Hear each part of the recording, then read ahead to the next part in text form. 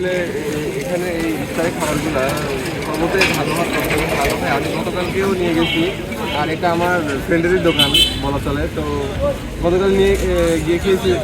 পাশাপাশি অন্যান্য দোকান থেকে নিলে দেখা যায় যে আপনার হচ্ছে এগুলা ঝাল জাতীয় খাবার এখানে খাওয়ার পরে পেটের মধ্যে একটা অন্যরকম রিয়েকশন দেয়।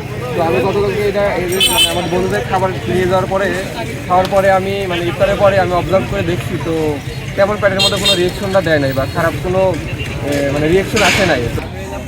এখানে ফল সাধারণত পাওয়া যায় না বাইরে, দেখেন যেহেতু ভাইয়েরা ফলে একটা উদ্যোগ নিচ্ছে পুষ্টি চাহিদা মেটানোর জন্য এখানে নিচ্ছে। আসলে রমজানের আগে থেকে আর কি আমার একটা বিজনেস করার প্ল্যান ছিল। আমি প্রত্যেক সার্ভিস থেকে আগে অনুমতি নিয়েছিলাম, তখন আমার এই স্পাইরাল পটেটো বানানোর চিন্তা ছিল।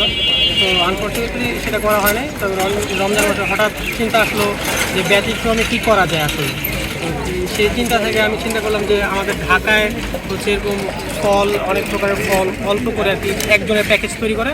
চিন্তা করলাম ইউনিভার্সিটি যদি স্টুডেন্ট সবাই সবসময় আসলে ফল হাতের কাছে পায় না, অনেক এক্সপেন্সিভ বলে সব ধরনের ফল ট্রাই করতে পারে না।